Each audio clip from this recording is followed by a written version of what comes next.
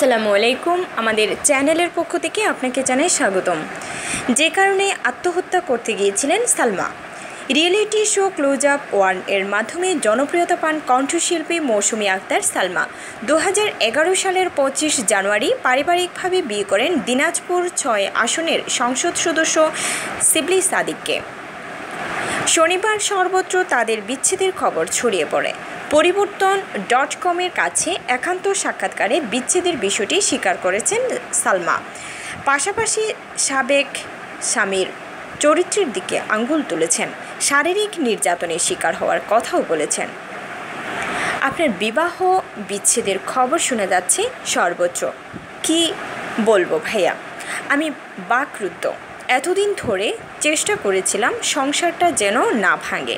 শেষ পর্যন্ত গান বাজনাও ছেড়ে দিয়েছিলাম শুধু তার সংসার করব বলে। কিন্তু আমি আসলে জানতাম না যে সে এমপি হয়ে যাওয়ার পর আমার জীবনটা এরকম হয়ে যাবে। সে এভাবে পরিবর্তন হয়ে যাবে। আমাকে ভালোবাসে না, গানকে ভালোবাসে না, আমার পরিবারকে সম্মান করে না, না আমার পড়াশোনা। আমার প্রতি যে একটা দায়িত্ববোধ থাকার দরকার সেটা ছিল না। সে তো আমার চেয়ে বয়সে অনেক বড়। তার চেয়ে বড় কথা, ড্রিঙ্কস করা, মেয়ে নিয়ে ফুর্তি করা আসলে সহ্য করার মতো নয়।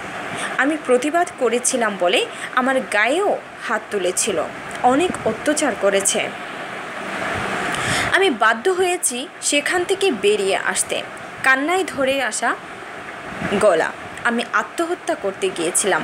আমার ছোটো ভাই, আমার বাবা মা আমাকে দরজা ভেঙে বাঁচিয়েছে।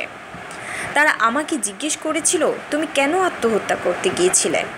আমি বলেছিলাম, সবার মতো আমারও যদি কলঙ্ক রটে তাহলে বেঁচে থেকে লাভ কী?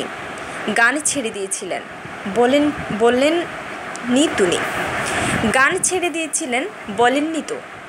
আমি আসলে বিয়ের পরপরই গান ছেড়ে দিয়েছিলাম। তুমি আসবা নাকি? পরাণের বন্ধু সহ সর্বশেষ যে কাজগুলি করছি সবই সেপারেশনের পর করেছি। এর বাইরে আমার কিছু করার ছিল না। প্রায় 5-6 মাস ধরে আমরা আলাদা ছিলাম। আমি অনেক চেষ্টা করেছি, শেষ পর্যন্ত এও বলেছি, তুমি যদি সব কিছু ছেড়ে দাও তাহলে আমি তোমার সঙ্গে থাকব। সে কোনো কিছুই ছাড়বে না, না ড্রিঙ্কস করা, না মেয়ে নিয়ে ফুর্তি করা, আমার ওপর অত্যাচার করবে। এইগুলো আমার পক্ষে মানা সম্ভব না। সে আমাকে এটাও বলেছে আমাকে 300 দিনের সংসার করাবে।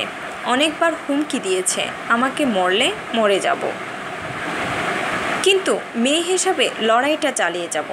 ডিভোর্স লেটারটা কবে ইস্যু করা হয়েছে? 19 তারিখ রাতে। আপনার পক্ষে আইনজীবী কে ছিলেন? কোনো আইনজীবী না, কাজী ডেকে বিবাহ বিচ্ছেদ হয়েছে আমাদের। আর আমি চাইনি বিষয়টা জানাজানি হোক। এখন কোথায় থাকছেন?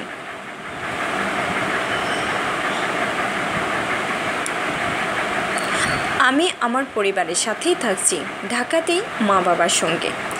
আপনাদের একমাত্র সন্তান স্নেহা কোথায়? আমার কাছে আছে। দর্শক, এসব কথোপকথন হয়েছিল কণ্ঠশিল্পী সালমার সাথে। আমাদের নিত্য নতুন খবরাখবর ভালো লেগে থাকলে লাইক, কমেন্টস, সাবস্ক্রাইব করে আমাদের সাথেই থাকুন। ধন্যবাদ।